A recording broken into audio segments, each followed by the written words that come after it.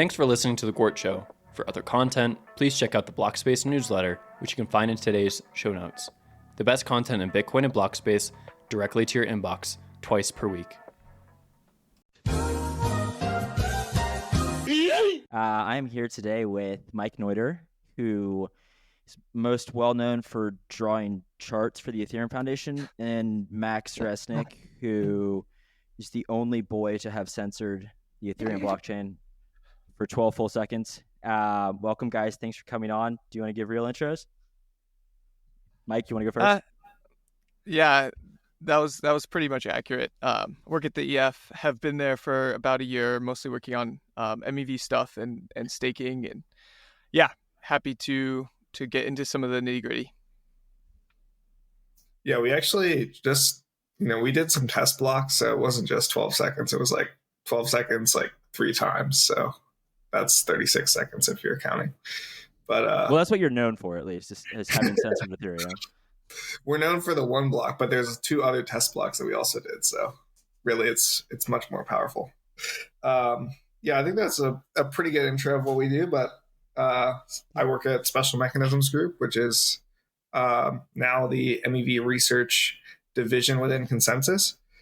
And I work on the research side of things, mostly working on PBS research, censorship resistance, keeping the EF on their toes, Awesome. Cool. Okay, guys. Well, I thought we'd start we can start with you, Mike, and then obviously, Max, I'd like to hear your opinion on this question as well. So how far are we out now from the merge? The merge occurred in, what, a year and 3 months ago or something? Yeah, September 2022. Nice. Yeah. Do you have that tattooed on your arm? No, I wasn't in the space then, so. Were you not? Well, I was following, but I wasn't like full-time. Okay. Okay. So anyways, we are, over a year out from the merge, and I'd just like to hear what you guys think as to how Ethereum's doing. Maybe a very easy way to start, and obviously dig into this, but like, if you had to grade Ethereum on a scale of 1 to 10 since the merge, with 1 being not doing optimally, and 10 being doing very well, and also with regards to some of the reservations or criticisms or concerns that people had going into the merge, and yeah, you can like define those or talk about those however you want. But how do you think Ethereum's doing, Mike? Yeah, I think if we want to talk about overall performance, like, it would make sense to break it down into like a few different categories, right? So in terms of like the execution of kind of getting proof of stake working, getting withdrawals done, some of the kind of like core features of the consensus layer that needed to be shipped, I think like doing a super great job. Chapella happened without any issues in April of last year. That was the withdrawals fork.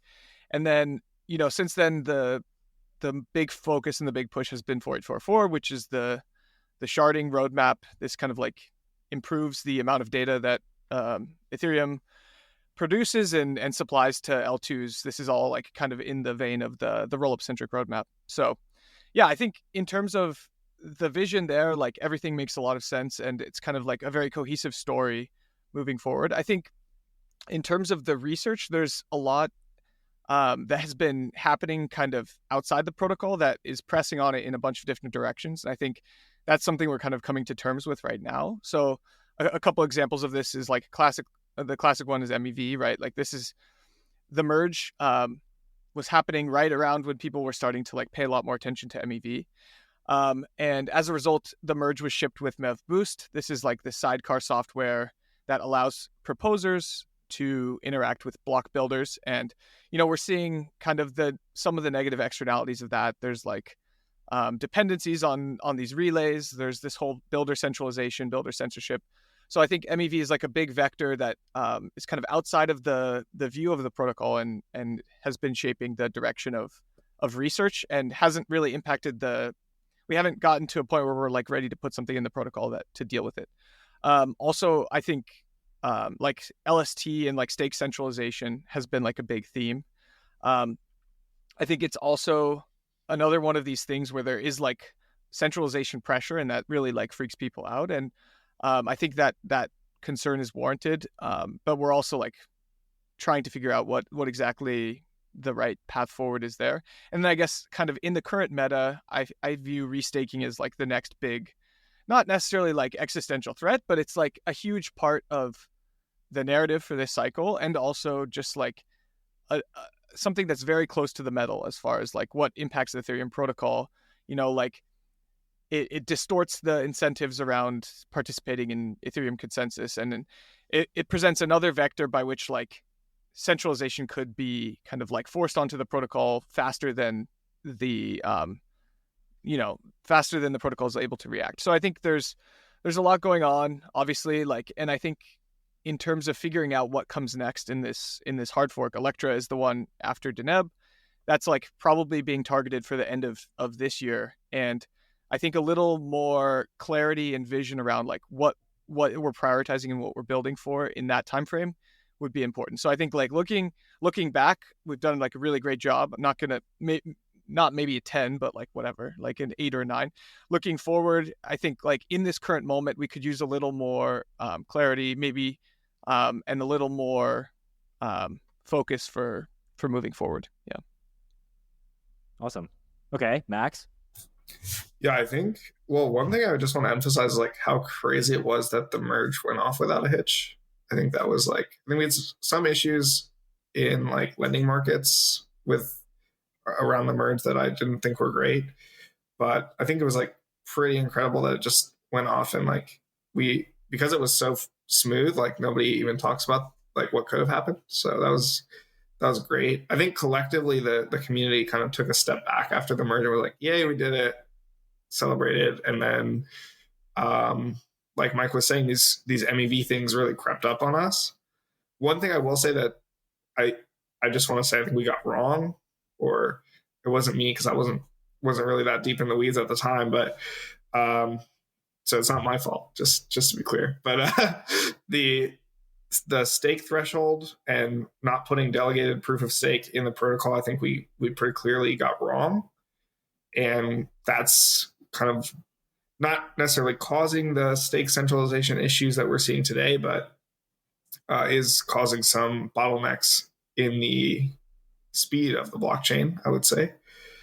So wait, the threshold being the 32 ETH. The 32 ETH threshold for how much you need. Well, I think you could have it higher so that you need more ETH, or you could have delegated proof of stake so that you don't need to have 500,000 nodes, many of which are just running on the same box.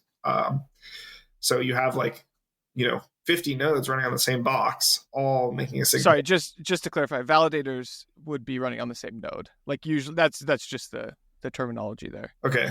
Yeah. Sorry. Yeah.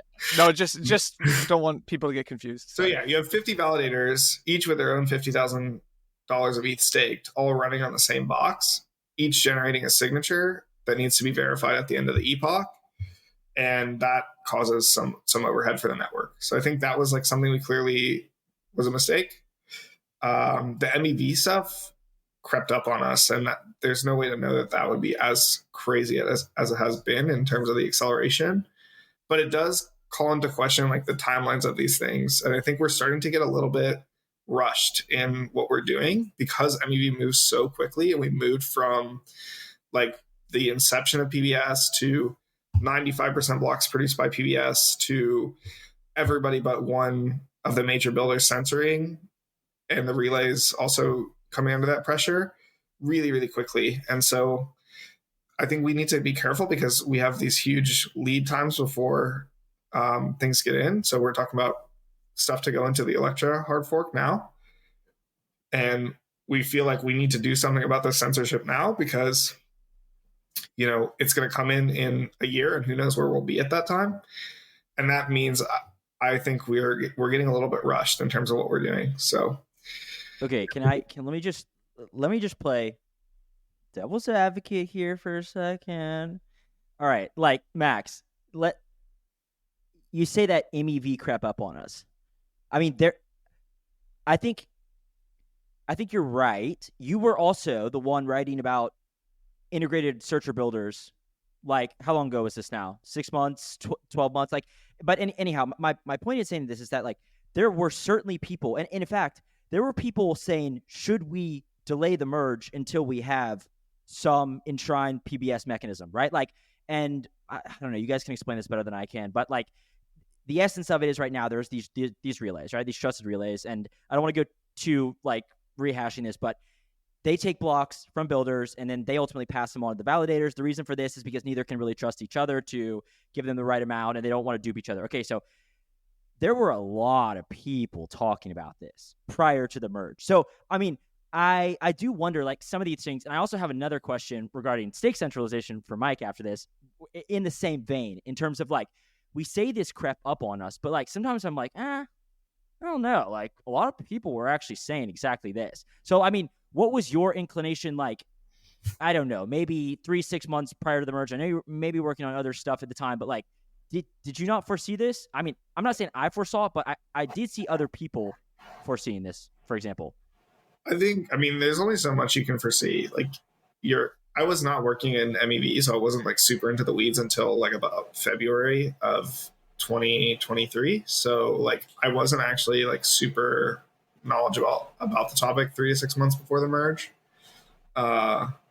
In fact, that's like about when I got into crypto anyway. So like, I really just was not knowledgeable about a whole lot of stuff. But at the time, if you put me in a position, if you put me right now, you know, and said, you're working on MEV 3 months before, I probably would have foreseen some of the stuff, but I don't think I would have had a perfect view of, you know, how the end game would end up. Right. I think the data, it's actually, you know, I'm happy that we did it because we got to see the data instead of just like speculating about what would happen and a bunch of theories and just analysis paralysis, not doing anything. Now we see the data. The issue I see is we're not acting quickly enough. We're not iterating quickly enough such that we can see the problems that we see in the data and solve them. Like that's where I see the issue now. And I'm glad we have the data so we can see what actually happened and not just like pontificate about it. Yeah, just to respond to that, I do think I also was not like in the space, so also like during the merge, so kind of speaking off the hip here, but I think there was a very small subset of people that was saying we should do EPBS before the merge. I think Steph in particular at Flashbots was like the one who was like advocating for this. But I think also the historical context of like the merge was already like such a huge lift, and it like there was just this bias for action for getting it done. Like Max was saying, like if you never end up shipping it because like you're delaying for EPBS, like that just seemed like a non-starter at that point in the process. So I guess I can't say that was a bad decision. In terms of the delegated proof of stake thing, and like this is kind of a continuation of that same point.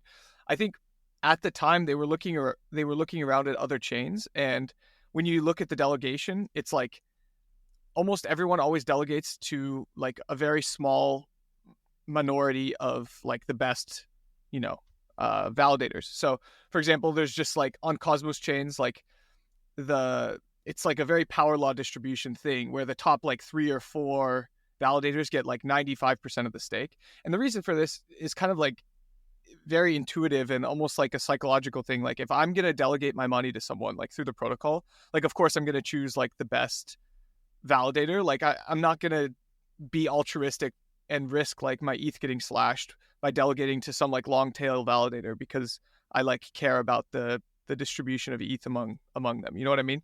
And also I think, yeah, it just at the time didn't feel like a decision that the core protocol should make. I think less like the staking centralization feels, or I guess like the LST market cap growing so large feels less of an issue about delegation not existing and more an issue about withdrawals not being enabled for like a year. So like a huge piece of the puzzle here is that the Beacon chain launched in like 2020, right? I think it was like a couple years before the merge actually happened. And so in order to get liquidity on that staked ETH, like there was no withdrawals. So you had to use this LST, like this derivative version of ETH, which was Steth. That was the one that like cropped up and kind of gained all the market share. Because otherwise you just locked your ETH in this contract and you weren't able to touch it for some unforeseen amount of time, you know? And this was when the merge was continually being delayed. And so like, it was it was super high risk to stake natively, and so getting like a liquid version of it just made a lot of sense. So I think those are the two pieces that have like contributed to as far as the delegated proof of stake story goes. Yeah, like, do you think that is like what happened anyway? Is like people just gravitated towards the? I mean, I think what we saw is we looked at the equilibrium in delegated proof of stake chains, which first of all, they're like more, there's just less actors there that are competent. So like, it's not a great comparison. And we said, oh, we don't want that to happen. So we're just not going to do anything about it. And we didn't do anything about it. And it happened anyway. Yeah, wait, Mike, let me just like further this point for 1 second. Did you like just level with me here? Did you think that more people were going to run validators on Raspberry Pis? Like, because I guess the reason I'm trying to be reductive here is because there was this big. It seems to have died down, right? Because I think people have, I don't know, moved on to other things. But like, there was this obvious big concern about Lido crossing this threshold of 33%, and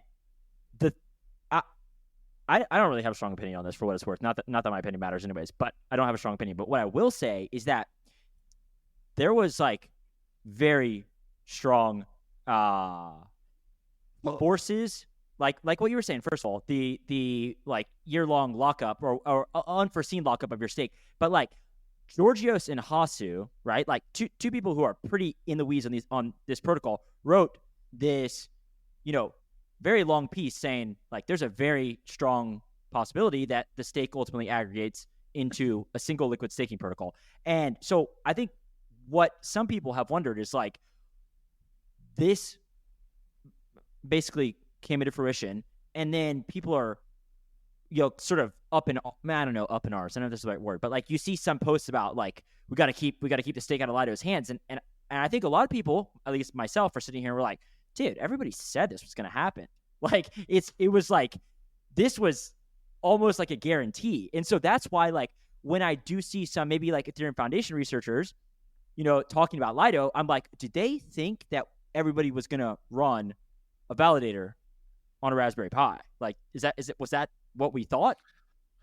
Well, okay. I think there's two things here, right? Like doing in protocol delegation, kind of lends itself to the situation where it's almost much easier to stake, right? So you're lowering the barrier of entry so that like almost everyone can stake. And I think the way Cosmos deals with this is like they set a cap on the amount of the supply that can be staked, right? It's like only like, but if you look at these chains, like in terms of percentage of supply that's actually staked, it's like way higher than Ethereum, right? Ethereum's at like 24% right now or something.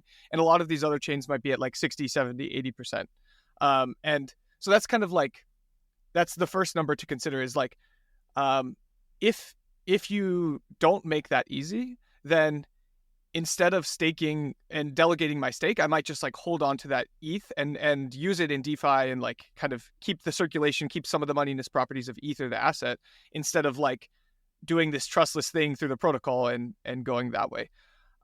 In terms of like the second number, so that's kind of the first number, which is total amount of the supply that's staked. The second number is like kind of the distribution of the stake among different validators, right?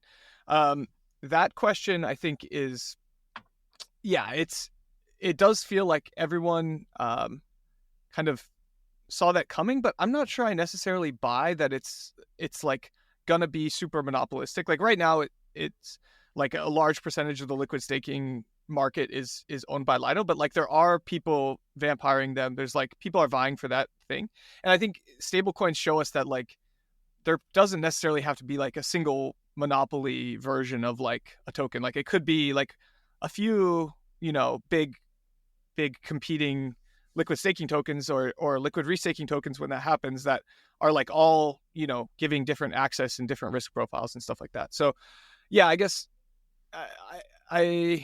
that's kind of what I have to say to it. I think there was a lot of uncertainty, and I can't like criticize many of the decisions they made because it feels like they made the best with what they had at the time, information wise.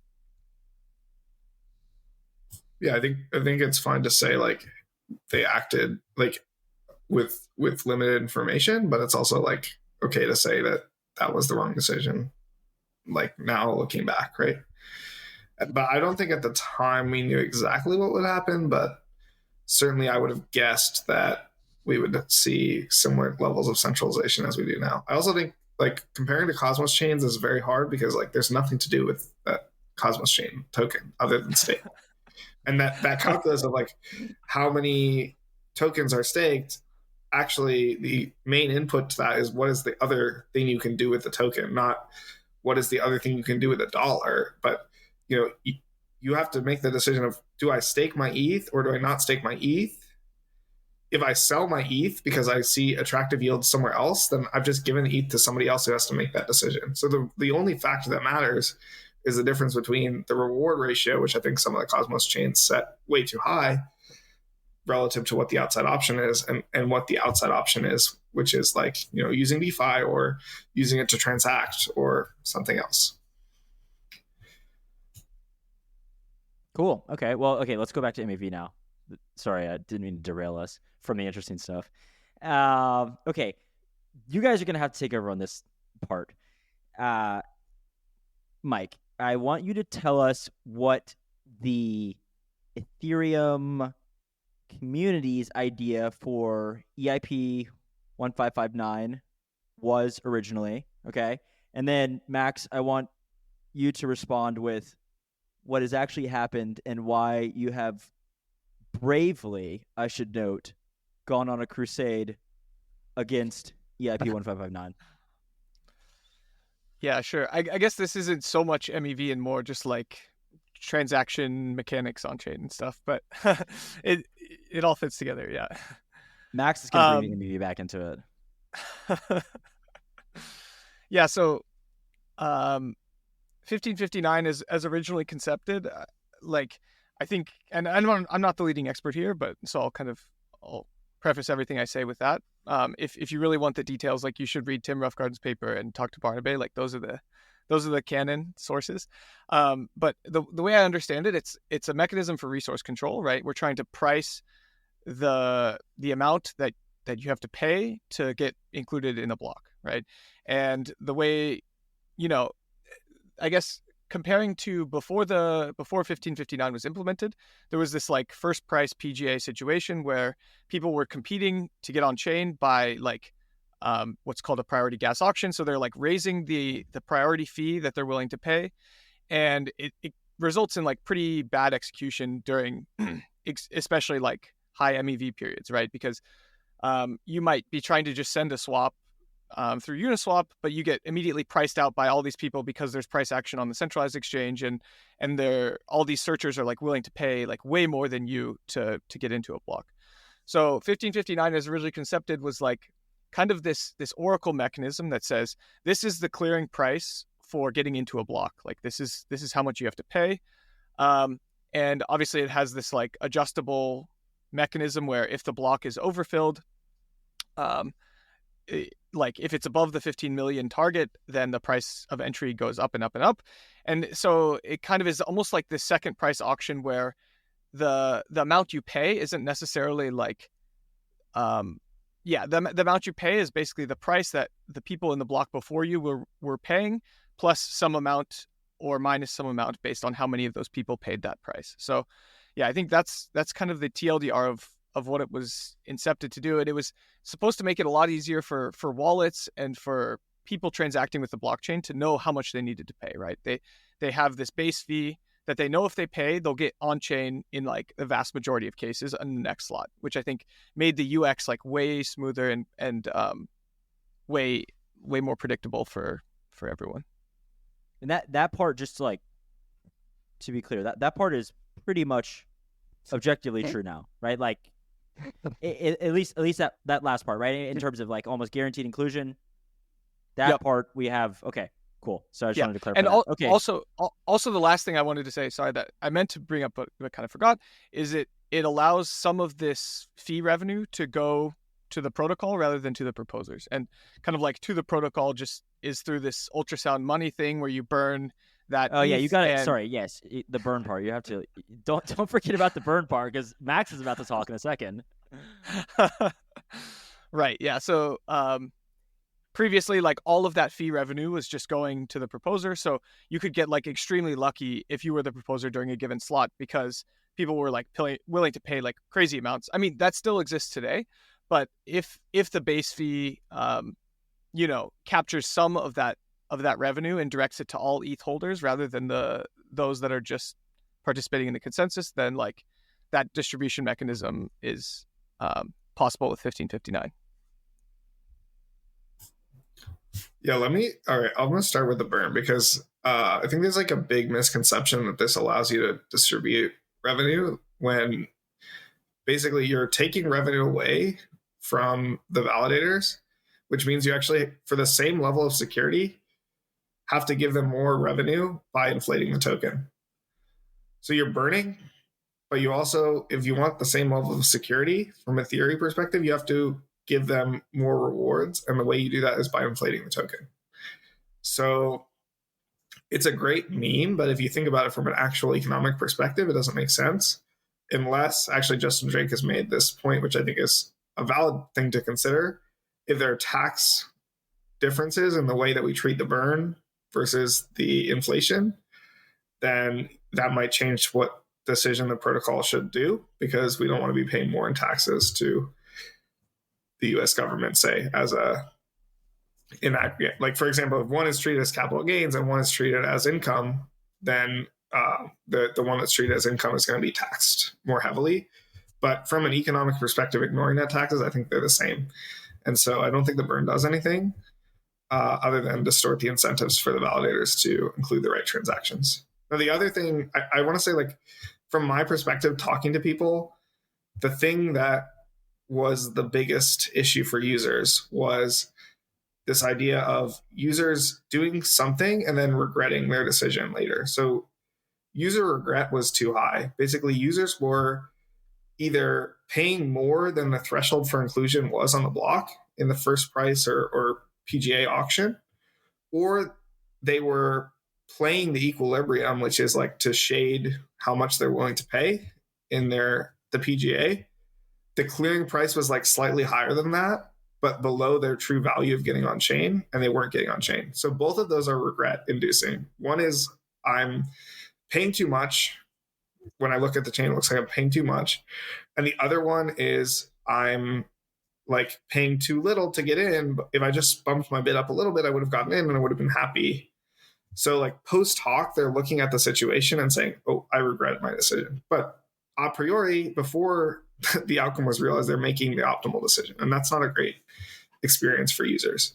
So I think EIP 1559 in some ways succeeded in addressing that for users who only want to be included in the next block.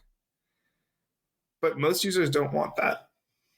So like it lets you get in the next block, but like if you're actually looking at, hey, I want to be included in the next 3 blocks or the next 5 blocks, which is actually what most users, I would say, want, other than like the very specific MEV searchers or the people who are like really like professional traders trying to trade.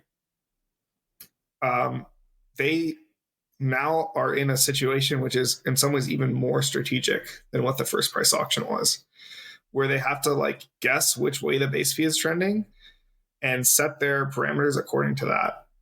And I think that's not a great outcome. So I think it's worked in some ways in terms of targeting that UX, but only for that static model of user who wants to get into the next block. And that's also happens to be the model that was analyzed in Tim Ruffgard's original paper, which says it's great, but if you expand the model out to users who don't necessarily need to be included in the next block, it doesn't work so well. Let me just ask a quick question before I forget. And maybe this is better for Mike, but both you guys can respond. Do you think that Ethereum should be designing for tax purposes? Like, in all seriousness, I mean, that's like a logical argument, I guess. That seems valid, but at the same time, like, how do you think about that, Mike? Like, is this something that should be considered like as a protocol design constraint?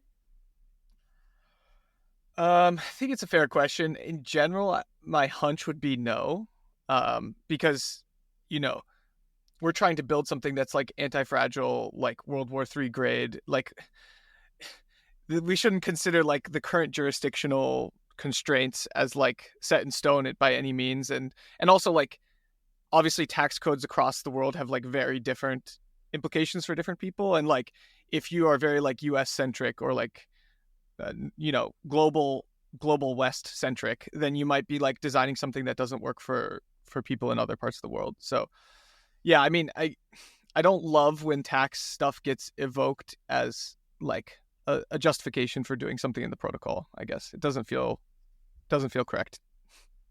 Yeah, I think all other things being equal, if we had two mechanisms that were exactly the same in their behavior, but one of them was slightly more favorable for tax purposes, we should do the tax purpose thing. But I don't think we should sacrifice the alignment of incentives in the ecosystem in order to achieve tax purposes or a meme. Like, yeah, Max, you've like, I don't know how vocal you've been about this publicly, but I mean, you seem to think that, all right, what I have inferred, at least, maybe I'm reading between the lines, is that you seem to think that 1559 was largely to construct a meme of ultrasound money. Like, I think functionally you believe that, right? Like, the ability to burn, like you are taking coins out of the supply. Like, this is good because now there are less coins. Like, this is, I have intuited this from a lot of what you said. And also, on that note as well, you have more, I think, directly said that you think that this has overall reduced censorship resistance as well. Yeah. I think I don't want to like put words in anybody's mouth in terms of what I wasn't around at the time. I don't know what they were thinking. I think there's a lot of people who were closely involved in this, or at least in shilling it, who wanted the burn for the meme. And I think also like it's just a symptom of like a lot of people who are working on this are like very, very heavily invested in ETH as an asset. And so they have like 90% of their net worth in ETH, and they have huge amounts like of exposure to this asset. And that distorts their incentives away from making the best chain and towards, pumping the ETH price in the short term. And so, people were just jealous of Bitcoin with the finite money. They're like, we can do better. We can get this burn going. And it worked at the time. I think it worked pretty well, and it still works. You still see people posting about how much is getting burned. At the end of the day, though, I don't think it's another one of those things that we shouldn't consider in the protocol, which is like how memeable something is. Okay, Mike, do you have anything like you want to respond to that? Yeah, I guess, okay. I do sympathize with this whole like, yeah, people who have bags want the price of ETH to go up. Like, obviously they're going to pump this meme because it's good for the bag. Like, I understand that that's what it looks like. I also do genuinely believe that like the long-term security of Ethereum does depend on like Ethereum being valuable, right? Like, there's this whole idea that like in order to secure the network, you have to like incentivize people to stake and to behave honestly as stakers. And if the network secures like, $1 trillion of TVL or whatever, and the economic security, quote unquote, is very low because the amount people have staked is like of a token that's not worth very much, if Ether was not worth very much, then like you have that mismatch, and that issue does kind of come out in terms of weakening the security guarantees of the protocol. So yeah, I think the meme is powerful in that, and it also like it does make the long-term issuance and like security budget kind of type thing for Ethereum make a lot of sense, right? Like, I definitely, Bitcoin has like the strongest like long-term meme of like 21 million Bitcoins. Like, we're never going to exceed that threshold. Whereas like Ethereum could be like long-term inflationary. Like, there's no hard supply cap in the same way. But like in the same vein, it doesn't feel like Bitcoin has a very clear long-term security budget like model, like it depends on either the price of Bitcoin doubling every halvening, and like that then you have like the same amount of security based on the amount like you're paying the miners, or it depends on there being like enough usage on the base chain that like the fees make up for the amount of each issuance halvening period. So like, that is conditioned on something, on one of those two outcomes, whereas like Ethereum's budget is always going to be like kind of not conditioned on something else. It's like it's very well defined in the burn and the supply. Okay, I've personally, we don't have to like completely derail this, but I have personally had like some reservations with this rationale. I mean, like functionally, both networks need people to demand block space. Like, and when you hear that Ethereum has solved the security budget problem, it's like there's nothing that like truly, there's nothing in economics that says that tail inflation guarantees long-term viability. Like people still need to pay a sufficient amount to use the block space, and the validators still need to feel that they are compensated to do so. So I mean, okay, we don't have to go down a proof of work versus proof of stake debate, or rather Bitcoin versus Ethereum security models debate. But I do think this has been well designed shilling. That was a word Max used. I won't use that, but a well-designed narrative, if you will. It's not like there's no solution. I mean, similar minor death spiral can occur if Ethereum's price is not sufficient. I mean, we're not talking about like, discovering, reinventing the wheel here. So, okay, Max, quickly, now that I've gotten my piece out and I feel good about it. Can you talk to us a little bit about, like, more specifically what you think? Well, we can talk about 1559 and the censorship stuff, but maybe just, I don't know, we can start moving into like censorship as a whole. What are you seeing right now? Yeah, I think like it's another aspect of this is because you're burning most of the fees, you've changed the incentives for the person who is deciding on whether to include things or not. Before, all the incentives were aligned properly. With a first price auction, has maybe not as good for users from a UX perspective, but it does have two very nice properties. One of them is efficiency, which is the people who want the block space most in Equilibrium will get in if they're playing properly, basically. The second thing is it's incentive aligned for the proposer who's actually making the decisions about whether to execute this protocol. In contrast, when you burn a bunch of the fees, when you burn 90% of the fee, my reward as a proposer for including you is 90% lower. And so if somebody pays me a bribe not to include you, the size of that bribe in relation to how big your tip is much smaller, right?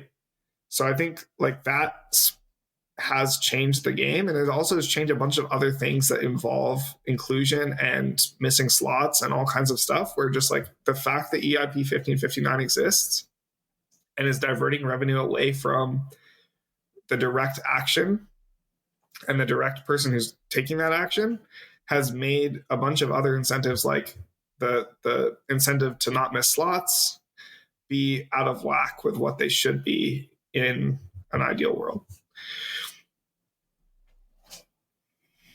Mike, what are you working on right now to solve this?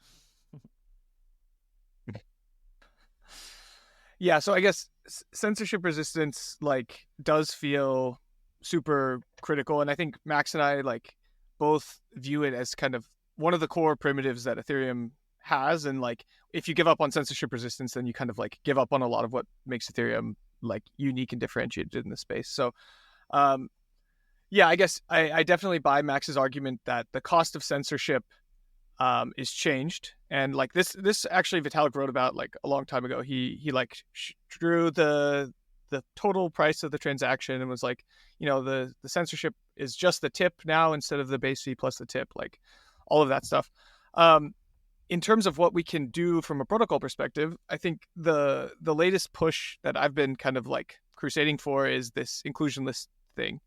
And inclusion lists are cool because it's like super simple to describe, and it kind of gives some stronger censorship resistance properties back to the protocol. Especially in this world where we have like proposers separated from builders, and builders are building like 95% of the blocks. So I guess the quick summary of inclusion lists is a proposer who wants to outsource their block can also include with that request to outsource the block a set of transactions. Those transactions will either get included in their block or the subsequent block, and the protocol will enforce like the validity of those blocks as like only insofar as they actually include the transactions that were in the inclusion list. So yeah, this is kind of like a very simple way that we can get kind of give some amount of agency back to proposers and allow them to set some constraint on their block without requiring them to build their block themselves and sacrifice all the MEV that comes with like using PBS as their way of outsourcing it. So yeah, I think that's kind of a TLDR and a big thing that we've been pushing for lately on the censorship resistance front. Max, what do you think about inclusion lists? I think, well, I mean, first let me say that there's multiple types of censorship that we should care about.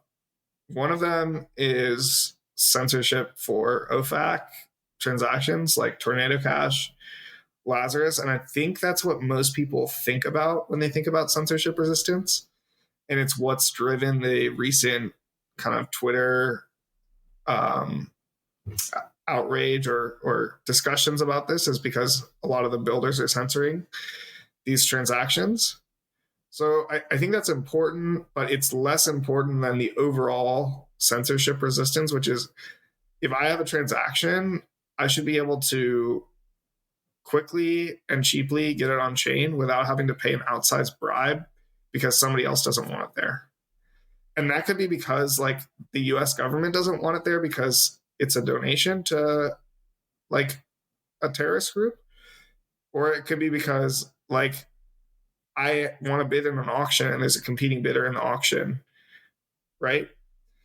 Like those are both important. For me personally, I think it's even more important to just get it generally right so that we can build good mechanisms on the chain. And like DeFi innovation is completely stalled because of this bottleneck. And like everybody's so focused on like letting Lazarus Group have a playground that they're not worried about like the fact that this is a huge issue for app design. And I really wish we would focus more on discussions around what the apps need to function rather than like just these specific OFAC concerns. And I think inclusion lists don't actually help with the thing I care about, which is app design considerations. What app design, like, yeah, I guess you said DeFi design has stalled. What do you think is enabled if you have like more strong immediate inclusion guarantees? I think it breaks open a bunch of like hard nuts to crack. One of them, we call it the LVR problem, or the loss versus rebalancing problem, with these decentralized exchanges that are leaking a bunch of value to takers. That's one of them that it solves immediately because you can just hold the auction on chain. Whereas if you actually talk to the people who are trying to solve this, because the chain is deficient in this aspect of censorship resistance, and maybe we should call it short-term censorship resistance, what they've been forced to do is actually leave the chain for a lot of their execution logic, which is the auction itself, and just not have it on the chain at all because the chain is deficient in this aspect, right? And that's not, I think, the world that we want to see, because once you start adding centralized and external entities, you don't have decentralized finance anymore. You have centralized finance with sprinkles on top, right? Yeah, okay, like let me just ask this though. And maybe Mike will have an opinion on this with regard to Ethereum scaling. How much should we be optimizing for app design on the L1 to begin with? Right? Like, because this is something that I think this is part of the discussion. Like, people want to use Ethereum L1 block space. Like, somebody recently described it as kind of Lindy, and that's true. Like, it at this point, if you're using Ethereum L1 block space, you kind of know how to use it. It's this fragmentation of consensus, which we can get to later. But there may be different choices, and you guys can tell me if I'm not thinking about this correctly, but there may be different choices in terms of building out the layer one. If, okay, L1's just going to be settling proofs at this point, right? Like, so how much are we optimizing for, like, traders on Uni v3 versus, go ahead, Mike. Yeah, no, I think this is a really good point. And in general, I guess, kind of circling back to Max's idea that like apps would be better if the protocol made different decisions about censorship. It also feels like, yeah, the protocol could be made a lot better for app designers if, like, for example, the slot time was reduced. Like, and this is all kind of begging the question of, like, if we want people to transact on the L1, then, and like apps to be built natively there, then the design decisions probably like change significantly and start to look a lot more like the monolithic version. And I think, given, like, conditioned on the fact that we're on this like roll up centric roadmap and we're trying to like allow scaling through this like layered approach, I think, building specifically for the app designers at the L1 feels like a bit of a strategic mistake. It's like Ethereum should be very good at being like a credibly neutral base layer. It should also provide like enough DA so that the rollups can do their proof, post their proof data and everything like that. But beyond that, I think, if anything, like making slot times longer almost makes more sense, and like trying to do whatever it takes to make that activity go to the L2s and encourage people to like build their apps in and deploy their apps on those environments rather than on Ethereum base chain, like, makes a lot of sense, honestly. And I think this Ethereum is still valuable in this world because it is like the source of truth. It's the ledger of record for Ether, the asset, which is like a very important collateral asset that hopefully will be used like across the L2s.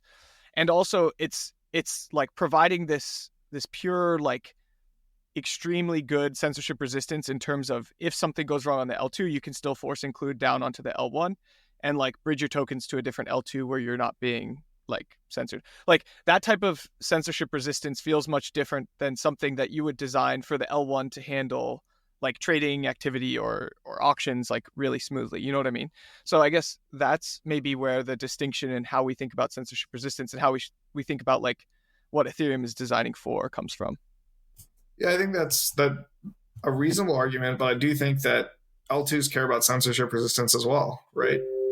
Maybe they're not as time sensitive, but certainly they do care about it. And one example is like an optimistic rollup that has a 7-day fraud window, because 7 days is like the amount of time that they need to guarantee a fraud proof gets in, right?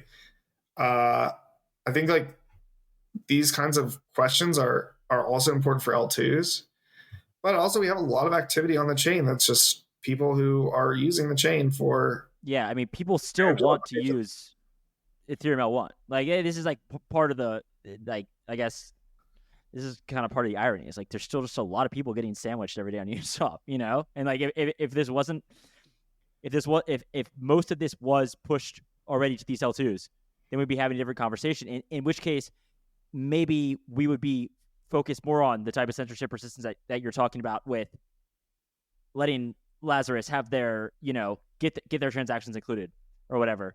So yeah, it's interesting. I mean, you're right. Like, there's still a lot of transaction volume on the L1.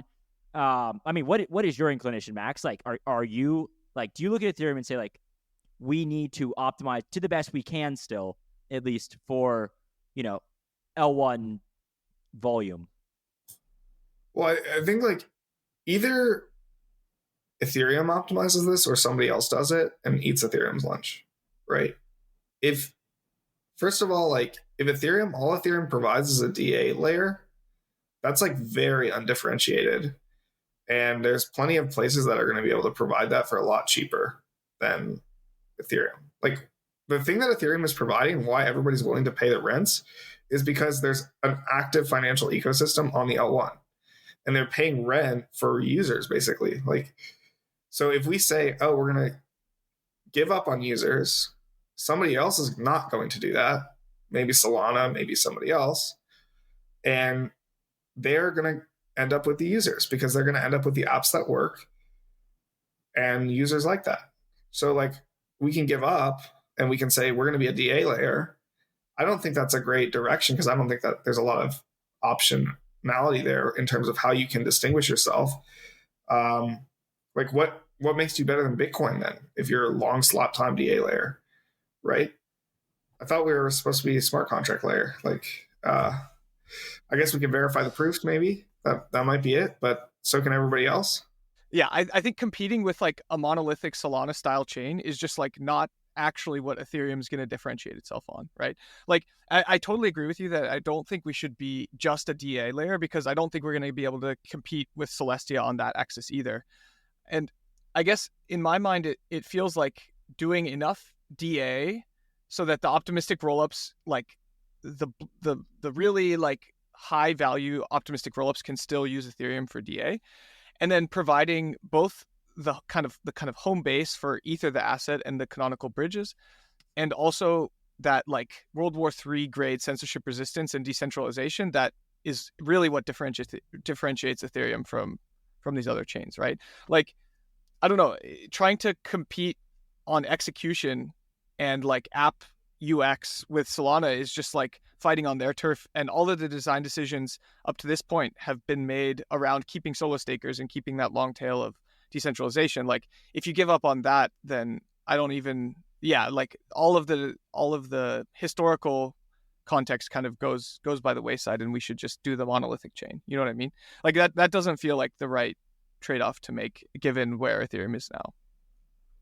I think we should not completely abandon it, though. I think it's not a dichotomy between like focusing all in on execution and focusing all in. Like, this would also solve the censorship resistant problem in a much more robust way than inclusionless if we focused on solving short-term censorship resistance. Because okay, wait, can you just okay, sorry, go ahead. I just wanted you to flesh that out for us. Yeah, for sure. I think we need to address the economic problem, which is that there isn't enough economic incentive to get transactions onto the chain, rather than trying to go and like rely on altruism, which is what we've relied on, and I think what we will continue to rely on. Maybe you disagree, Mike, in these inclusion lists. Basically, we're making an implicit assumption that somebody somewhere along the line is willing to go and bypass OFAC sanctions out of the kindness of their heart. For U.S. persons and other persons in Western democracies, that is not a decision that they're going to make lightly. So they need to be compensated for that. So we need to address the economic issues here. So we're really relying on the solo stakers to act out of the kindness of their heart and do this. Well, I would rather have a system in place where they're getting rewarded for violating OFAC. They're actually making more money if they do that. Inclusionists don't fix the economic problem with censorship resistance, which is that if people want you off the chain, they can pay to have you off the chain, whether that's through penalties, whether that's through bribes, whatever, through the PBS auction. If people don't want you getting onto the chain right now, there's one and only one source that they get to go to. Under inclusionless, that would be two sources, right? Each block. But over like a long period, I think that kind of washes out. It's just a factor of two.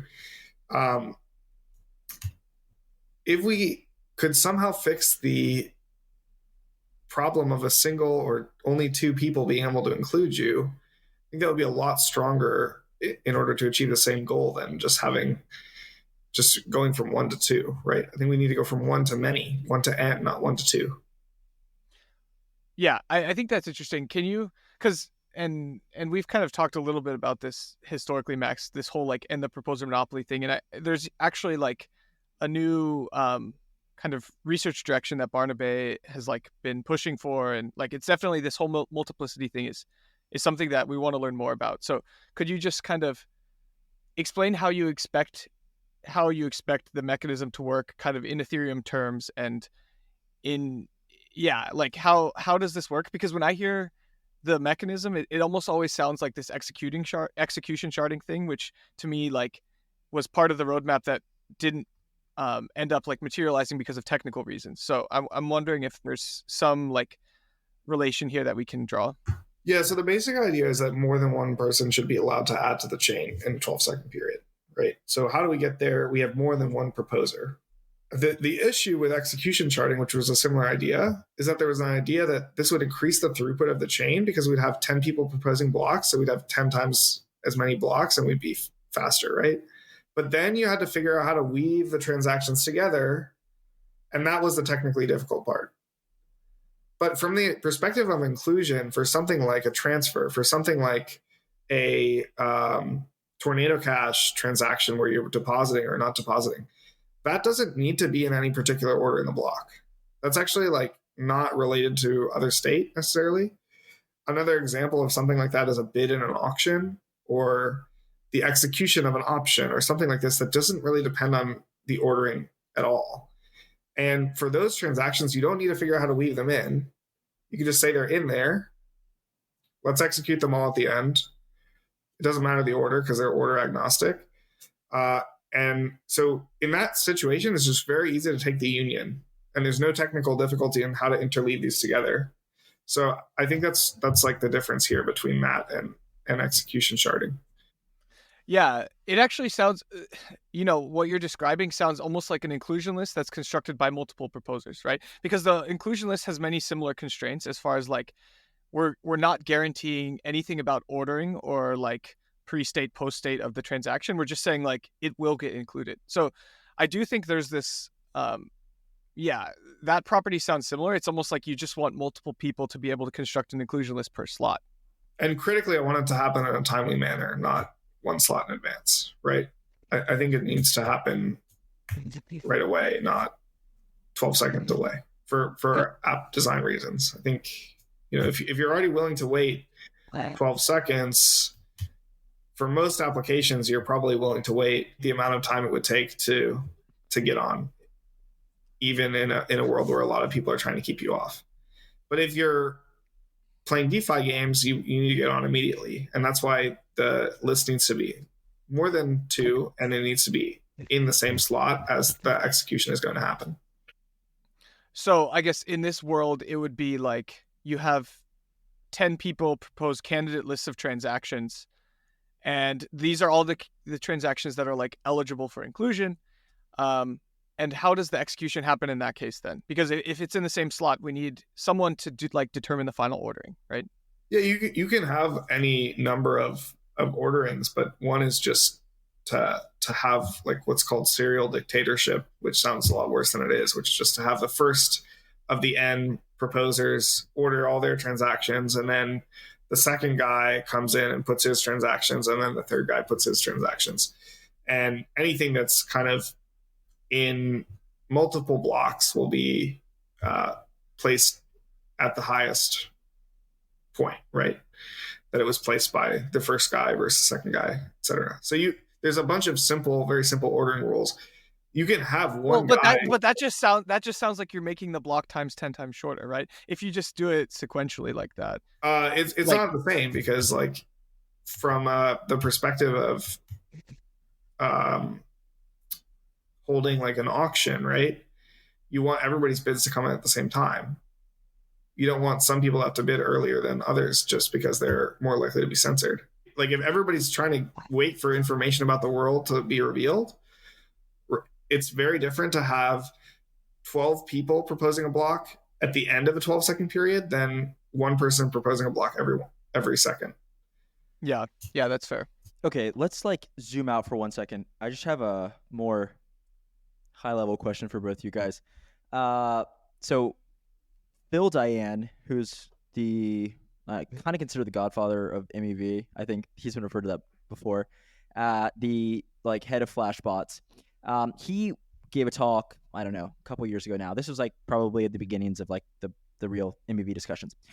And he brought up a very interesting point, which I've always thought about this with regards to a system having a lot of MEV versus a system having not a lot of MEV. Okay, but that was a little bit garbled. Here's his point. He was saying that proposers should have the right, like as the monopolistic power for 12 seconds, they should have the right to put whatever they want inside of a block.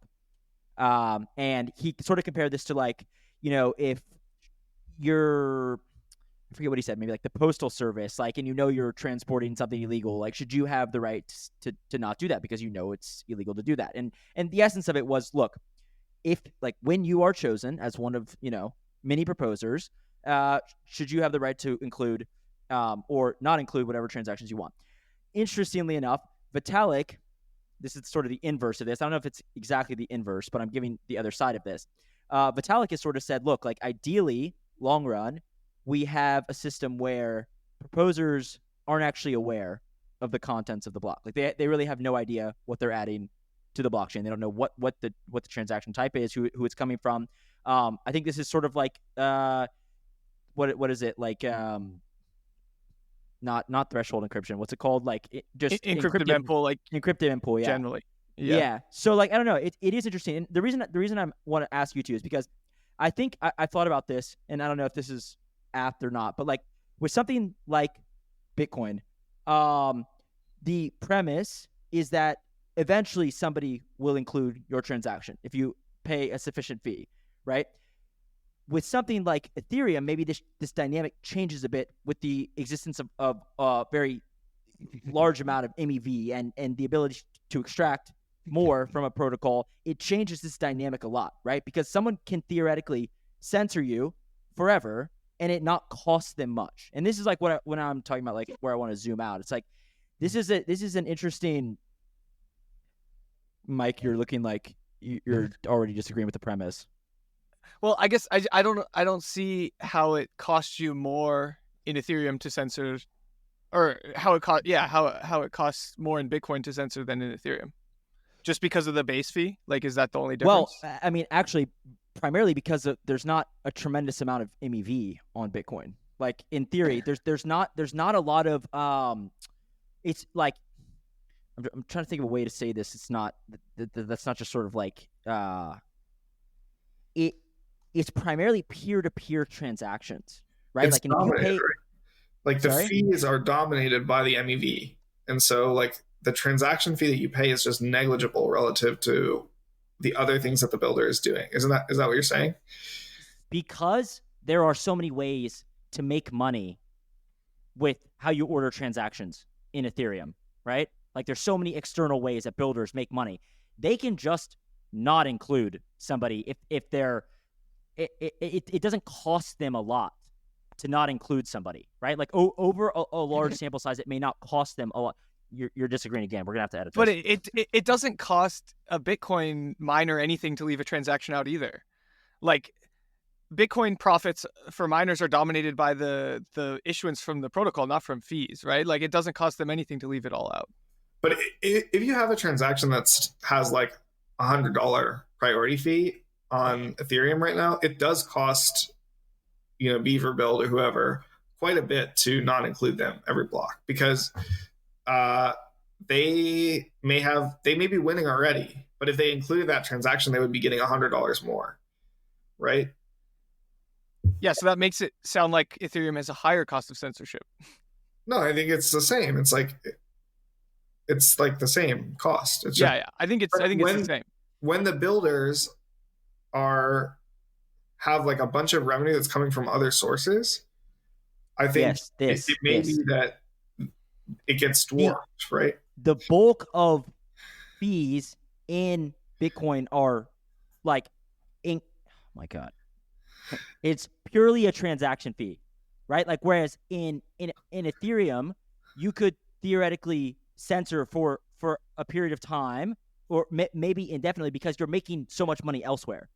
Do you not agree with this premise? I'm really not articulating this well, I guess. No. I guess in my mind, it's like if you look at the total revenue of a Bitcoin miner, like the fees are nothing anyway. So just leave the whole transaction empty and just mine the block. But every miner has the same like block reward, whereas Beaver has a different reward for their block. Yes, because they're more skillful. This is what I'm saying. This is what I'm saying. Yes. So but because of exogenous ways to make money. Right. You see what I'm saying? Bitcoin, the difference between the best block packer and the worst block packer is like nothing. Yes. Ethereum, precisely. The difference between the best block packer and the second best block packer is so much bigger. Like is orders and orders of magnitude bigger than the difference between the best Bitcoin block packer and the worst one. Right, but in terms of like the actual distribution of people producing blocks, that doesn't mean that like 99% of blocks are packed by Beaver. You know what I mean? It's like if that outcome led to Beaver packing all the blocks, I would agree.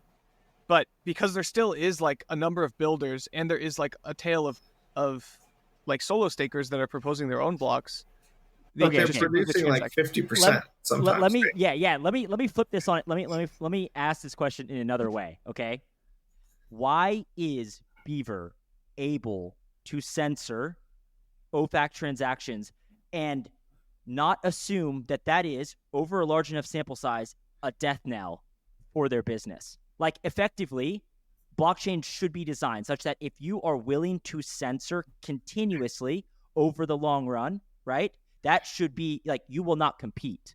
But would you agree or no? It's the tension relieves itself, it's definitely not how Bitcoin is designed. Like, if a Bitcoin miner produces 20% of blocks and censors OFAC transactions on Bitcoin, they're not going to go to zero. Like, their 20% is still going to be 20% of the hash rate. But they're gonna be paying more. Like, their competitive advantage in terms of the exactly. Like, in theory, the competitive advantage over the long run by censoring should decrease. Like, that is what we are trying to do here, I think. Right? Like, or no? But okay, the problem, I think the thing that we're not talking about is that the tension of, like, a bunch of OFAC transactions that want to get in gets released as soon as they get in. And there aren't that many of them. Like, there just aren't, like, a huge volume of them paying high tips. And they come into the mempool, and then eventually there's a block which Beaver and Titan are, like, competitive enough that Titan ends up winning because they have the extra transaction. And then that relieves all the tension, and Beaver can go back to winning blocks while they're censoring. Mike? Thoughts or no? I guess so. Maybe the thing that you're saying is that, like, the marginal, like, let's take issuance and block reward out of the equation. Like, block reward for Bitcoin and issuance for Ethereum. Yes. The difference between, like, a Bitcoin miner leaving out a transaction and Beaver leaving out a transaction is, like, very different between how competitive they are with the other builders in their respective ecosystems. Is that what you're saying? Correct. Okay. I think I follow that. I'm not sure that like, not having any MEV in the ecosystem is the right way to deal with it, right? Like, that's no. I'm not disagreeing on that. I think I'm more pointing out that when there are exogenous, like, and once again, this is already, like, very loosely defined, like, and also we don't, like, to the T, we don't know exactly how much Beaver and Rsync and Titan are making, right? Because they have all this money elsewhere. They have all this money on Binance. They have all this money, like, on these exchanges and DEXs and other chains and so on and so forth. So, like, but because there is ways to make money outside of the protocol, they can potentially, okay, maybe you disagree with the premise, still censor and continue to gain market share, potentially again, without, now going back to what you were saying, like, losing maybe their competitive advantage. And if anything, like, I think the numbers sort of support this occurring in practice, right? Like Beaver continues to gain market share. So I don't know what you guys think of this. But it's not, like, this is the point I'm making about relieving the tension. It's like, well, there is an OFAC transaction paying a fee, Titan has an advantage, right? Because they're including it.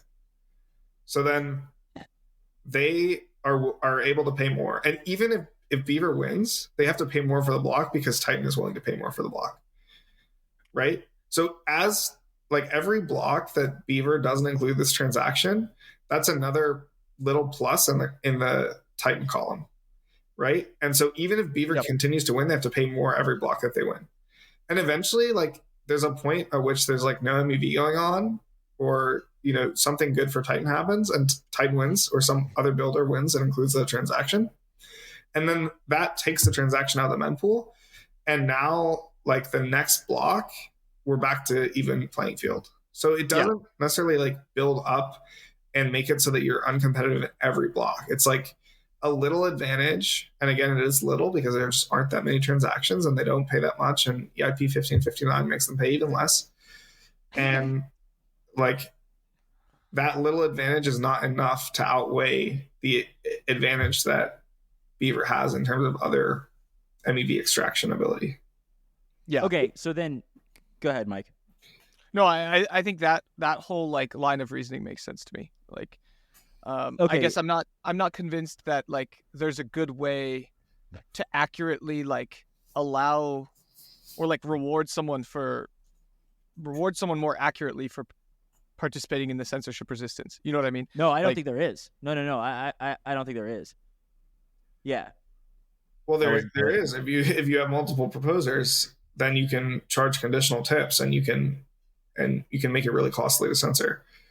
Let's zoom back out, but in a different way. What like are you guys concerned about the centralization that we're seeing in builders right now? Yeah, for sure. I think, yeah,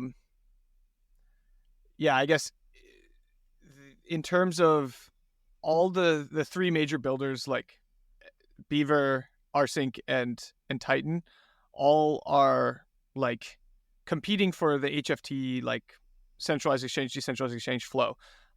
Both Beaver and Rsync are like generating that flow internally. Titan's like externalizing where they get that flow from. But yeah, the fact that like almost all of the value in the block is being dominated by that feels like a real problem. And I guess just in terms of like also the memetics of having three entities produce like 90-ish% of Ethereum blocks is just like feels like a really bad look.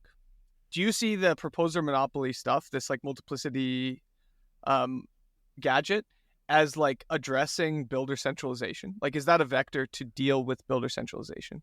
Yeah, because the reason that builder centralization exists is because the apps cannot design in a way that doesn't leak MEV. There's user demand for apps on Ethereum, like financial applications. Clearly, users are using apps, right? And the only way to design an app that meets the demand is to leak a ton of MEV, which takes quite a bit of skill to harvest, right? Like, for example, these AMMs, which are leaking a bunch of money every year, and the liquidations, which are leaking a bunch of money, right? If you allow the apps to solve those problems by giving them better tools, then the difference between the best builder, no matter how much smarter they are, and the second best builder will be smaller, right? Or the difference between the top three and the rest will be smaller because no longer do you have these 60 ETH opportunities coming along that only a few people can harvest because they have a trading firm in the backyard. If most of the like let's take the premise that most of the competitive edge of these builders is from their like sexdex arbing, then no matter like how well you design, I guess that then you're just saying like we need like the AMMs on chain to be better designed to not leak that MEV. That's what you're saying? So suppose like there's two levels of like some world, right? There's like people on the top level who walk around carrying water buckets from one place to the other, right? And these guys make money by bringing water back and forth, okay? And then there's people on the bottom level who like pick up the water and they put the water back in the reservoir or something like that, right? Or maybe they just pick up the water and they make money with the water. The more water they get, the more money they make. If you give everybody at the top level a leaky bucket, and so they're always leaking water down to the second level, then the people on the bottom level who are best at collecting water are going to have way more water than everybody else because there's tons of opportunities for them coming down the pipes, right? If you give them a bucket that actually holds the water, there's less water coming down to the basement level. And now, no matter how good at collecting water you are, there's only so much more water you can have than anybody else because there's only so much water coming down. Like, this is the same idea. There's people who want to have water up at the top level. At the app level, there's people who want to trade. And the only thing we've done is say, here's the leaky bucket. Go ahead and provide them X times Y equals KAMM iteration 15. And unfortunately, it's going to keep leaking because we refuse to address censorship resistance.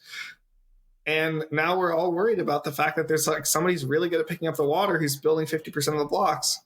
Well, just stop leaking the water, you know? But is the leaky bucket because of censorship resistance or because of long slot times? Like, is Uniswap's design constrained by the fact that like is AMM design limited by the fact that you don't have like real-time censorship resistance guarantees on chain?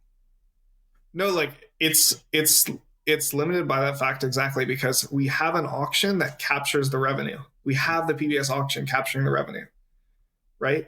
Like somebody's capturing it. The validator is capturing it. If the chain could run the auction itself, it could run the exact same auction and it could capture it and give it back to the LPs, right?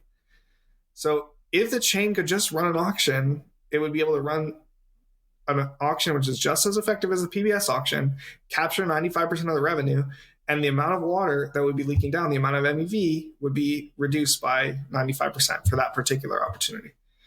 So you're saying the weakness of the protocol censorship resistance allows or like disallows auctions to be conducted on chain that would rebate that value back to the LPs. Right. So then the auction has to happen off chain, right? Yep. Through the PBS auction, and the PBS auction captures a bunch of revenue. Like if you look at the opportunities here, it's really in the realm of 95% on the major pairs, right? And we could feasibly imagine that happening one layer up at the app layer if we just gave them the right tools to do it. Okay, wait. Can you just clarify for a second? What auction mechanism are you talking about here that the protocol itself should be running with the buckets and the leakier buckets? Okay, so we need like a grand theory here. Pull it on. Yeah. Like what are you referring to? There's users who want to trade on the chain, who want to trade ETH for USDC, right? The best way we figured out to do that on the current Ethereum chain is to run what effectively is next times y equals k AMM with a few extra steps, which is Uniswap v3, right? Everything else that's like on chain for trading is either worse or has a centralized entity. Okay. We know there's people who just like want to trade on chain. So like they have to be on chain. The best thing we know how to do is Uniswap v3 or something that looks like it. And the problem with that is prices change between blocks. And so the order book or the exchange or the Uniswap v3 pool has a stale price when the prices change externally. Okay. We know how to address that, or at least to capture revenue from that opportunity, because it's happening in the PBS auction. When prices change a bunch, Ethereum goes from 1950 to 2000 in a block, and there's a huge arbitrage opportunity. The price to win the block in the PBS auction is much higher. Why? Because there's a bunch of people who know how to capture the opportunity and they bid in the auction, right? So feasibly, you could have that auction in the protocol if the protocol was able to run the auction. Instead, it's happening at the PBS layer because you can't run it internally. You need to ask Binance to tick every 12 seconds. This has always been my idea. I've said this multiple times. If you went to Binance and said, "Would you mind moving ETH prices every 12 seconds?" It would like truly solve so many problems. Yeah, and then like you would still have the same issue because some other exchange would come about and do continuous pricing, right? Okay, Mike, you can respond seriously. Sorry. No, I think I am following your line of reasoning, which is basically like, I guess to put a cap on it or to try and summarize, real-time censorship resistance has like real impacts in terms of what app design can be created, and that in turn, that app design can thus reduce the total amount of MEV produced by the system, thus reducing the centralization of the builder market in the first place. Like it seems like that's the 3-step view of what you were just saying with the bucket analogy. And yeah, I think if that's correct, then or like that train of thought makes sense to me. What I'm not so sold on here so far is that like there's a good design that like works to get this like real-time censorship resistance property. Like that's what I think is more of the unknown in my mind. Like everything that follows after feels intuitive in some regard. Max, can you show us your design if you don't mind? Yeah, I can. We need to.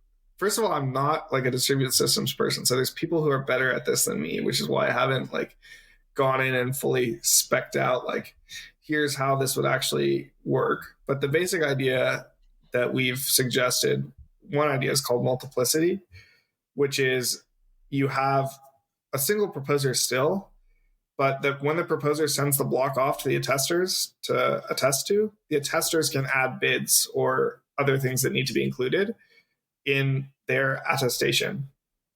So I think on Cosmos they call this like ABCI or something, but I like to call it multiplicity because that's what we called it, Elijah and I. But the idea is very simple. It's just put the bids in a place where we already have a bunch of collective input, which is the attesters, and let them do the censorship resistance for you.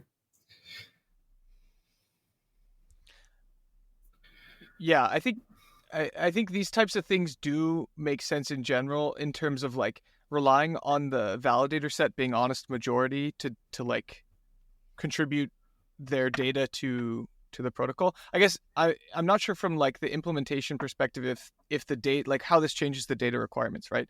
Like if each attestation has to come with a bundle of transactions, it's like almost the equivalent of like a bunch of blocks being passed around the network simultaneously, which I'm not sure how that would work out. But yeah, I think the right path forward here is to like think through how this design would apply in the Ethereum context and like try and spec it out. Yeah, but like again, I'm like a mechanism designer. I can tell you that like economically what you're doing doesn't make sense, but I'm not like a distributed systems engineer. Luckily, we have plenty of very smart people, you know. And this is again where I'll plug Barnabe's rig open problem. You know, like he's explicitly asking people and soliciting feedback and help on this exact problem, this multiplicity thing. So hopefully like someone listening to this can come figure it out. Yeah. Okay, so what is, somebody tell me what Suave is, and is Suave happening? Well, actually, wait, let me take that back. Look, this is another blockchain. What we're talking about is another blockchain, right? So, like, is this something though that the protocol, like Ethereum Foundation or the community is working with Flashbots? Because I mean, Flashbots is sort of this, you know, public good, allegedly, that has built, you know, a lot of the MEV infrastructure, right? Is this something that, for example, Mike, are you like working with Flashbots on Suave, or is this like now like sort of a separate project? Yeah, no, there's no like formal relationship between, I guess, Flashbots and the Ethereum Foundation, and like I think they're both just like actors in the space. What I see Suave as is kind of their vision for what a distributed and like privacy first block builder could be, right? Like this idea, it's almost like a private mempool, like an encrypted mempool, where transactions get sent to these Suave nodes that are running in this TEE environment, and the block construction or the bundle construction happens in that trusted environment before being forwarded onto the builder. So I think that's kind of at least that's the vision of Suave that I've heard pitched. I'm not like, I can't comment specifically on like what their long-term roadmap and stuff is, but I think it's a real credible push in that direction of trying to like make block building slightly more decentralized and try and capture some of this like cryptography and like encrypted mempool magic that comes from being able to run in the TEE. Like that's to me what I see as the real value add. What I think is remaining to be seen in my mind is like, just in terms of competing on the block building scale, like we were talking about earlier, it takes like huge amounts of sophistication to compete, and lots of like liquidity on exchanges and stuff like that. What's not clear to me is like Suave feels like it's premised on the fact that they get so much exclusive order flow through the Suave TEEs that they can just like outcompete purely based on order flow and not have to compete on the other dimensions that the builders are fighting over. So I think that's where the proof will have to like come in the pudding, just in terms of like both performance in order flow and like latency optimizations and stuff that goes into the engineering side. I'll pass it off to Max. Yeah, maybe I should plead the fifth on this one, but I guess like I think I've been bearish through several iterations of what Suave is. I think the builder part of it came about at a time when Flashbots was winning tons of blocks in the early PBS auction because they had a bunch of order flow that nobody else had. namely Flashbots Protect, right? And they also, like, in some ways were technically more capable because they had built the system and they knew what the intricacies of the relays were. And so, like, they had a lot of advantages at the time, and I think they thought, maybe incorrectly, that building was easier than it ended up being. So that's one thing. I think there's other things that Suave can do, but let me just talk about this specifically decentralized builder thing. There's a story that if you leave your laptop unlocked around the Paradigm office, somebody will come and, like, put a script into your terminal that every time you type a command, sleeps for 1 second. And it's like sleeps 1 second more every time you run a command. I think that's like what has happened in the Suave design is just like continually like adding latency after latency after latency and layer after layer after layer. And this is a high frequency setting, and you can't just like delay yourself for 1 second even, but certainly like more than 1 second is absolute no-go. We'll see if they're able to attract enough order flow to compete despite that huge latency disadvantage, which is furthered by SGX, but I doubt that they'll be successful at block building. Other stuff, maybe we'll see. Selling Taylor Swift tickets, who knows, you know? I'll give Taylor a call and see if she's interested, but... Yeah, on that note, what do you've talked recently about these timing games, right? That builders are playing.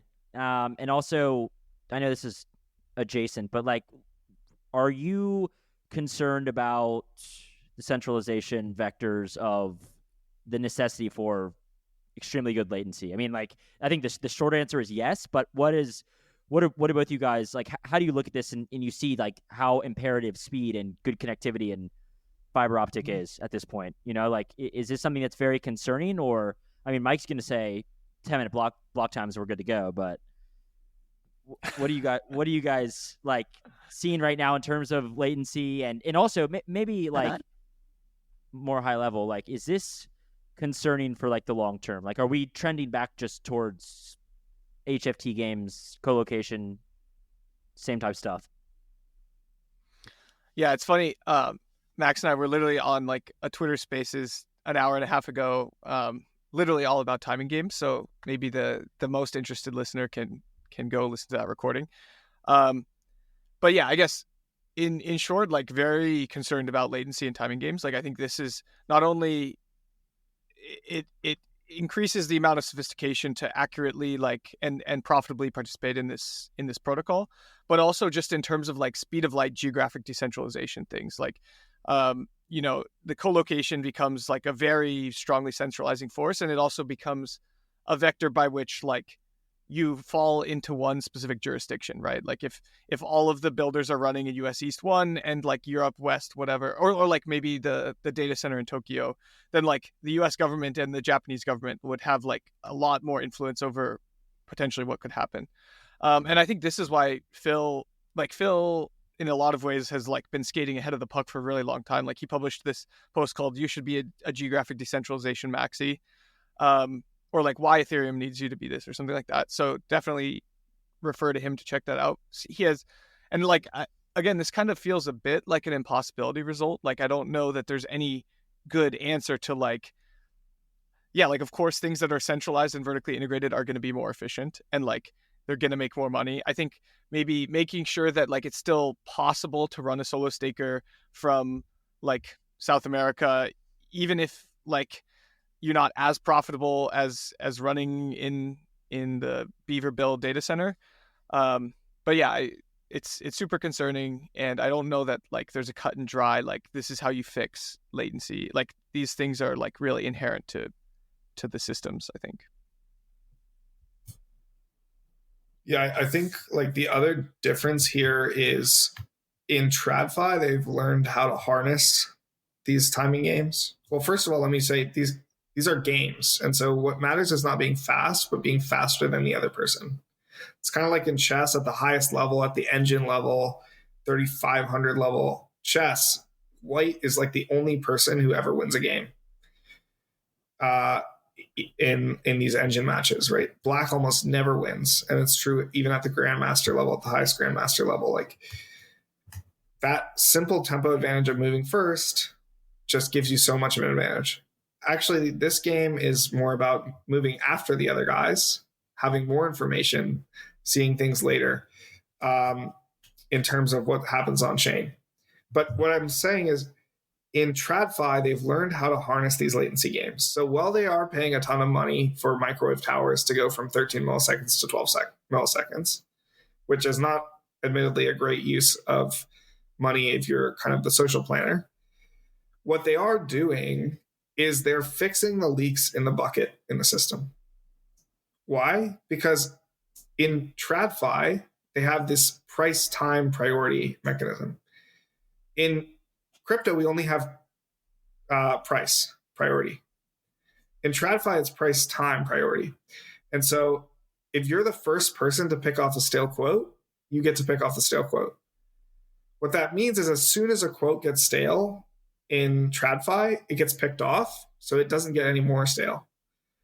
So as soon as something gets stale, it gets picked off, and you cut your losses as soon as possible. So as you get faster and faster in the system, as these games start to go on, you have less and less stale quotes on the books because they get picked off immediately before they can lose any substantial amount of money.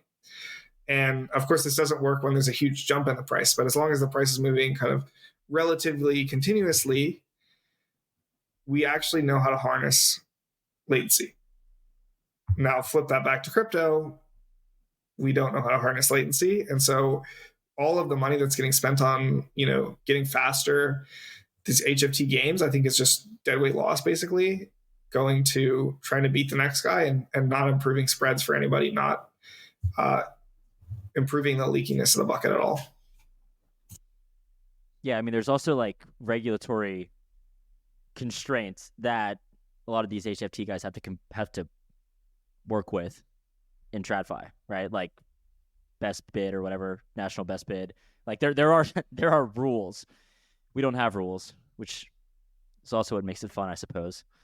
Cool. Okay, well, all right. We've talked a lot about MEV. I feel like we pretty much solved it, for that matter. Once Max sends over his idea and has Mike and the distributed systems guys actually put it into production code.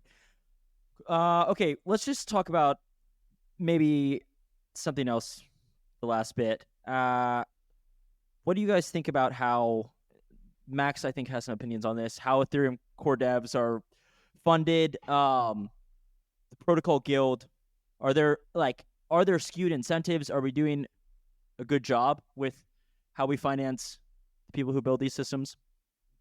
Either one of you. Mike, it's kind of geared towards you, I guess, if you want to go first, or Max. Okay, I'll say a tiny thing and then pass it to Max, which is just like, obviously very biased as a member of the protocol guild, but I think what it's trying to do makes a lot of sense, which is kind of at the more human layer, like realign the incentives between like contributing to something that benefits like a lot of people, this public good of Ethereum as a protocol, and also just like encourage people to continue like I think a lot of people like get opportunities once they've kind of made their contribution to the core like protocol, and then like take those opportunities to leave, and thus there's like some amount of churn, like in general that seems like something to avoid. So yeah, I guess the vision of keeping public goods alive and using like redirecting some of the value created by those public goods to support them feels like a really noble and like worthwhile cause in the first place. Like right now, I guess the analogy to compare to is like how open source tools are maintained, and generally speaking, like open source tools like outside of the crypto ecosystem, I'm saying, there's kind of like a few different models here. There's like the big tech companies will just have someone on their team like maintain this tool because it's important for their long-term viability. There's like the Red Hat version where there's like an open source thing, and then there's open source Linux, and then there's the Red Hat version where they offer support and they help kind of like cater to the people who don't have all the technical details to run like open source software and make and like consume this thing. But yeah, I guess in general, I really like that that vision for funding public goods and keeping people involved in the community. But obviously, very biased from a protocol guild member's perspective. Yeah, I think it definitely makes sense that people who contribute to the core protocol are compensated at a level that prevents them from moving elsewhere and doing other things that aren't as beneficial to the public. I do have some, concerns with the way that it's funded, which is basically we're trying to fund public goods, and we do that through what's basically charity of going to a bunch of projects, asking them to give 1% of their token supply. And I kind of wish it was just, some percentage of the burn that went to it, rather than, I know that's heinous. I know that's... Wait, I had no idea about this. This has been a topic before. Yeah. This is great. I honestly had no idea you thought this, Max. This is like, like Hayden Adams from Uniswap has said something along these lines. So you wish the protocol itself fund? I mean, as you know, the problem with this the argument has been that this sort of takes away from the credible neutrality of the protocol in that regard, and I don't know. How does it not take away from the credible neutrality of the protocol to have 1% of Uniswap tokens? I mean, that's if they I'm not saying that. That's like even worse to me than just the fees. Like, hey, we know that fees are what the protocol needs to do in the long run, is generate fees. So I think it's actually very aligned to have people at, EF having a portion of that. Just like in a venture firm, you have carry in the things that you invest in. But here we have a situation where I think, you might have, the 1% from, it's almost like, hey, give us 1% of your token, and then we at the EF will act in an incredibly neutral way, other than the fact that we have 1% of your token. So we're probably not going to do anything that completely wrecks you, like enshrining your whole thing. But can you imagine if EF had 1% of Lido, and that's like a big portion because it's like venture scale returns. So that's like a big portion of their comp is like in Lido tokens. And then they're like, oh, well, we think that enshrining delegated proof of stake at this point would be the best thing to do, but it would also kill the Lido token valuation, and we all have a bunch of Lido token.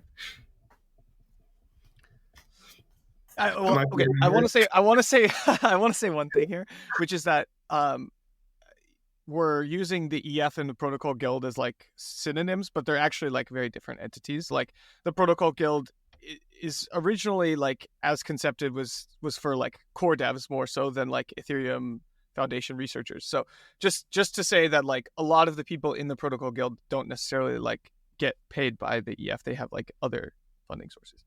In terms of the credible neutrality, I definitely do see your point that it almost is an alignment tax.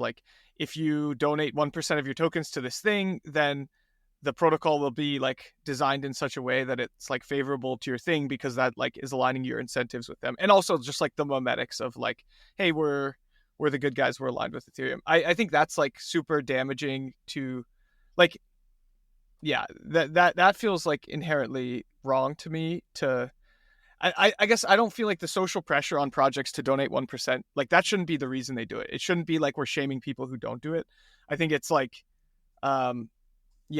I don't know that I have a good answer, honestly, for this. Yeah, but it's tipping my doorman. If I don't tip my doorman, right, it's my choice. It's whatever. I can do whatever I want, right? You would have a doorman. Okay, I live in New York City. Okay, I live in New York City, and I do not have a doorman. Oh my God, Mike! That's because you work for the Ethereum Foundation. You got to build blocks, bro. Guild and tell them to give you some more money, Mike.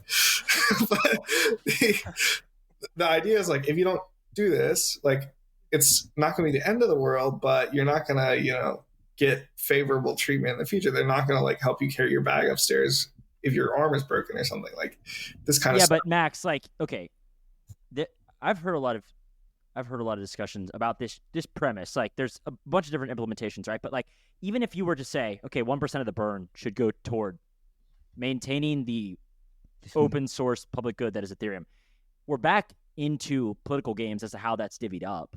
It's not like Yeah. that doesn't The remove attribution's that, right? insane. Like, You're right. And so like, I mean, that's a non-trivial amount of money probably.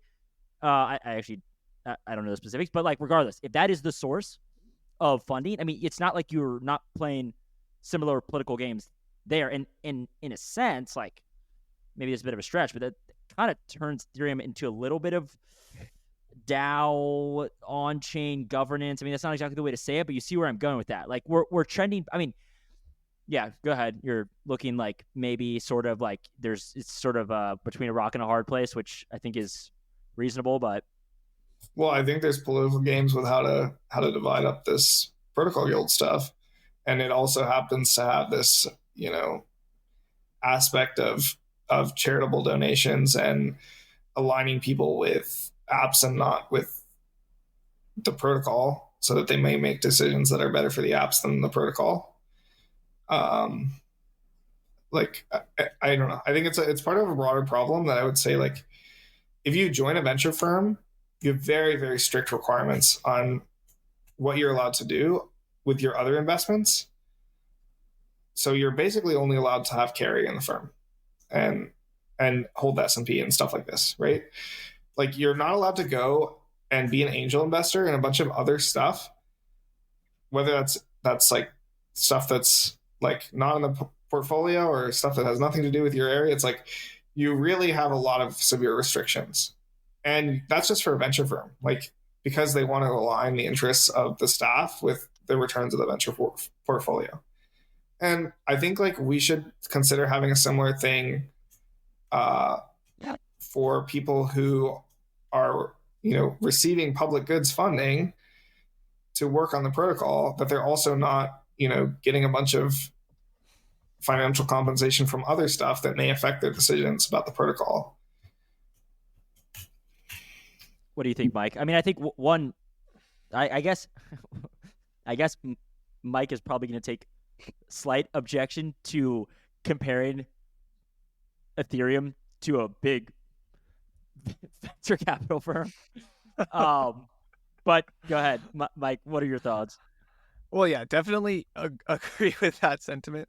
I guess anything like this does make it feel a little bit more like a corporate structure, and also like, yeah, I guess anything that touches Ether, the asset, feels like inherently super risky, just in terms of like, you're just taking this token and like giving it to your friends, and then your friends are like, there's all this like insider trading, blah blah blah. And also, like, if the way the protocol guild in terms of membership works now, it's like, it's kind of like there's this nomination process, and you vote on like if someone's in, and they can have like partial weight, like half allocation, or they can have like full allocation. And like all of these things start, if you start like adding Ether, the asset, like from the core protocol into it, it just feels like so much insider trading, like backroom dealing, that I just think it's non-starter, like completely dead on arrival, honestly.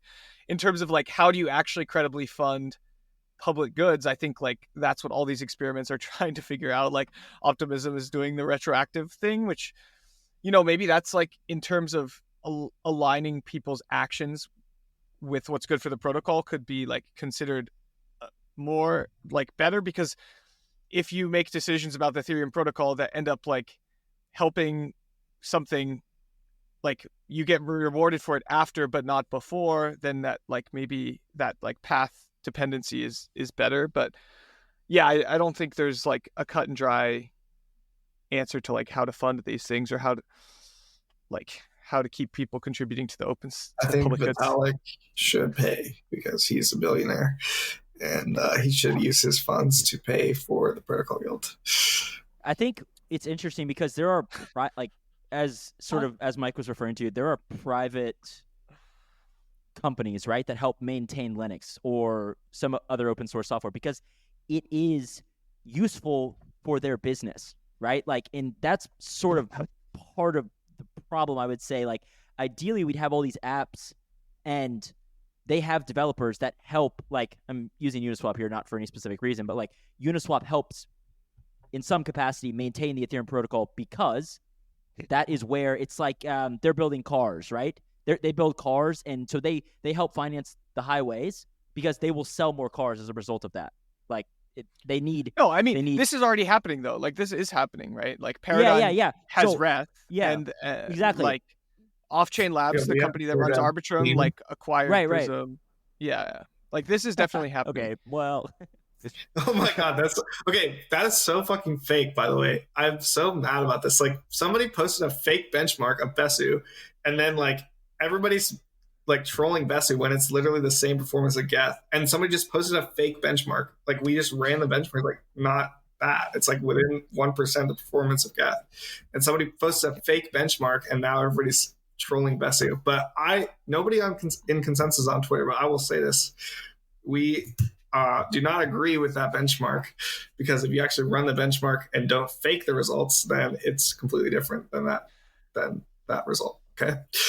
I think those results got like withdrawn, and in the all core devs they like talked about how those weren't accurate. Yeah. So. Yeah, but somehow on Twitter everybody still thinks Besu is, not great when it's like literally the same performance as Geth. So. Yeah, I think Reth is a good example to me. Reth is a good example of a private company taking Georgios and making him write an entire Ethereum client. But in all seriousness, right? Like, that would be an example. Some of the other examples of public goods funding, like, I mean, come on. Look, it's pretty absurd sometimes. Like, let's be honest. But we don't have to get too much into that right now. Okay. This has been fantastic. We have to end with probably the most pressing question, or the most interesting question. What do you think Ethereum alignment means, and how important is it? And like, what did you see come of that discussion, debate? I don't know.